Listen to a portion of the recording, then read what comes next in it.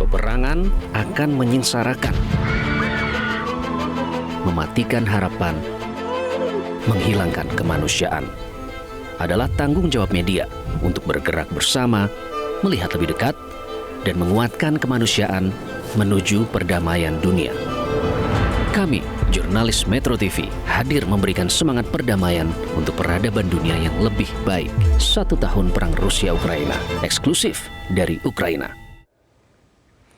Pemirsa, di tengah status darurat militer Ukraina yang kembali diperpanjang, Presiden Ukraina Volodymyr Zelensky menghadiri KTT Uni Eropa. Bagaimana situasi terkini di Kiev, Ukraina? Jurnalis MGN Iqbal Himawan akan melaporkan informasi terkini dari Kiev, Ukraina. Kita sapa Iqbal. Halo Iqbal, bagaimana kehidupan sehari-hari warga di sana setelah 1 tahun dalam situasi perang?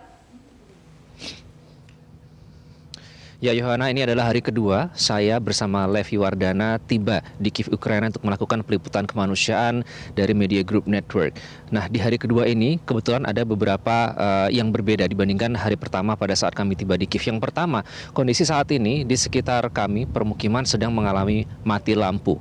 Ini dinyatakan sebelumnya memang pada awal-awal invasi sudah sering terjadi, namun belakangan agak sedikit berkurang. Namun kami mengalami sendiri tadi pada saat berada di Kedutaan Besar Republik Indonesia, tiba-tiba listrik mati dan hanya lembaga atau institusi tertentu yang menggunakan power generator sendiri secara mandiri tetap bisa menyalakan listriknya, sementara perumahan di sekitarnya harus bertahan tanpa adanya listrik.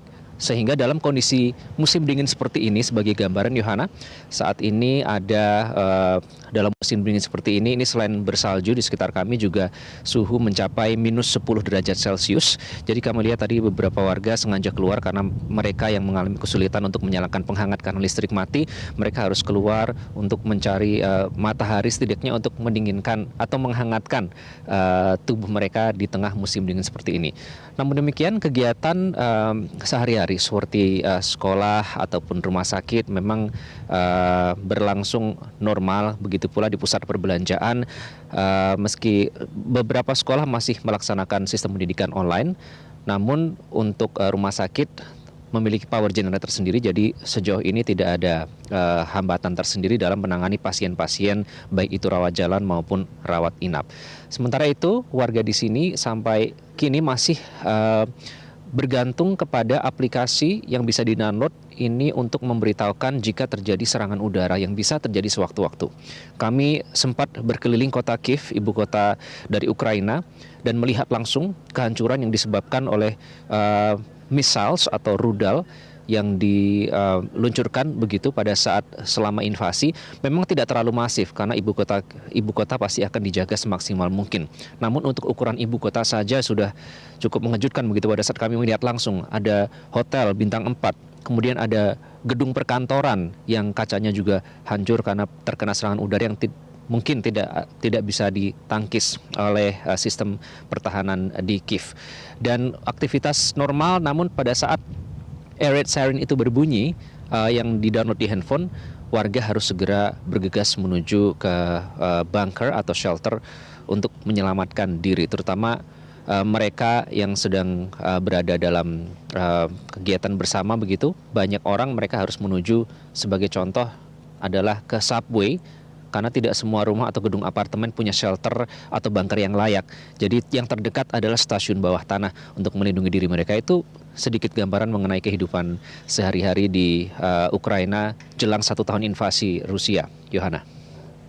Ya, masih sepi juga ya, saya lihat di belakang Anda saat ini. Semoga aman ya untuk Kiev sendiri. Lalu apa misi dari kehadiran Presiden Volodymyr Zelensky di KTT Uni Eropa, Iqbal?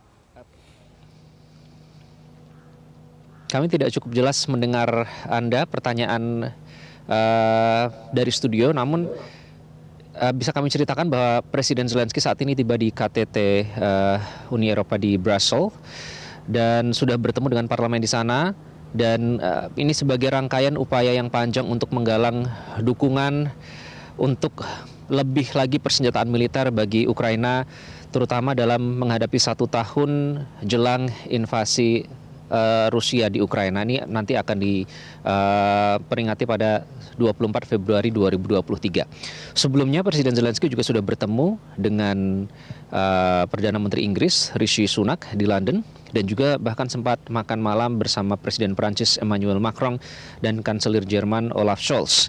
Dalam makan malam tersebut Olaf Scholz menyebut KTT kali ini di Brussels sebagai bentuk dukungan bagi Ukraina dalam melawan invasi Rusia begitu. Dan sudah ada sekian juta dolar yang digelontorkan oleh Uni Eropa dalam bentuk persenjataan militer maupun bentuk bantuan lain, dan Presiden Zelensky dalam rangkaian kunjungannya kali ini adalah kunjungan ke luar negeri yang kedua setelah di Amerika Serikat. Kembali Zelensky mendapatkan beban yang berat, mendapatkan tanggung jawab atau harapan agar membawa lebih banyak komitmen dan kesepakatan terutama dalam bentuk bantuan militer.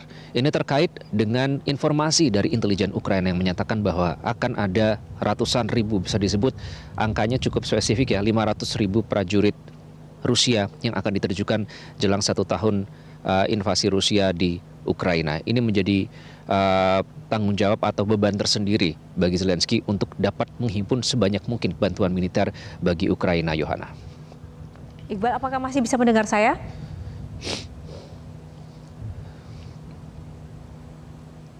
Ya, pemirsa, nampaknya ada kendala audio bersama Iqbal Himawan. Terima kasih Iqbal Himawan untuk informasinya langsung dari Kiev, Ukraina bersama Levi Wardana.